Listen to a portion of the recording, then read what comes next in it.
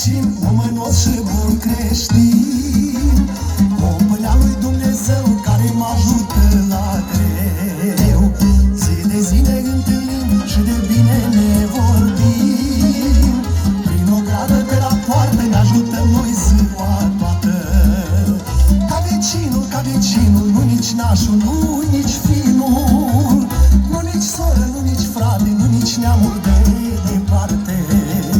Ca vecinul, nu face niciunul vinul, vin curat de pomă aleasă, să tot stai cu el la masă.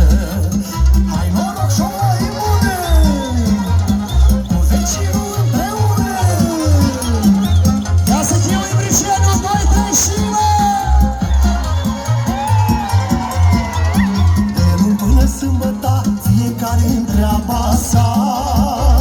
Noi muncim cum se muncește și trăim gospodărește. Dansăm! Iar duminica când vine, îl chem la masă la mine, la o vorbă, la un sfat, la un vinișor curat. Și ca vecinul, nu nici nașul, nu nici finul, nu nici soră, nu nici frate, nu nici neamul de departe. Ca vecinul, nu face niciunul vinul, vin curat de pomă aleasă, să tot stai cu el la masă. Hai noroc, vecinul meu, să ne ajutăm la greu. Chiui pentru vecin, 2, 3 și lume. Nu avem noi garduri înalte, cum fac alții în alții satii. La noi-s mai mititele, ca să ne vedem prin ele. Să trăiești mulți ani vecine, că împreună o ducem bine. Este scrisă așa lege, că vecinul nu se alege. Ca vecinul, nu nici nașul, nu nici finul, nu nici soră, nu nici frate, nu nici neamul de departe.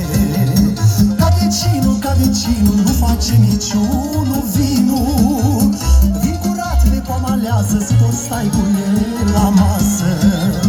Ca vecinul, nu nici nașul, nu nici finul, nu nici soră, nu nici frate, nu nici neamul de departe. Ca vecinul, nu face niciunul vinul, vin curat de pomă aleasă, să tot stai cu el la masă. Chiui pentru vecini! Bă, cine-i mare gospodar, ăsta-i domn Vasile.